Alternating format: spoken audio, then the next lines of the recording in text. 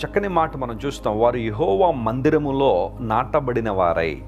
దేవుని మందిరం అనగా దేవుని ఆరాధనా స్థలము, దేవుని ప్రజలందరూ కలిసి ఆరాధించే స్థలం అని మనం కామన్గా అనుకుంటున్నాం. దేవుని సన్నిధి ఎక్కడుందో, ఎక్కడైతే ప్రభువుని గణపరుస్తున్నామో దేవుని మందిరముగా మనందరం చేరి. యూజువల్గా చాలామంది దేవుని మందిరం అనగానే 4 గోడల మధ్య ఉండే స్థలం అనుకుంటారు కొంతమంది, లేకపోతే గొప్ప గొప్ప మందిరాలు కడుతున్నారు చాలామంది. That's okay.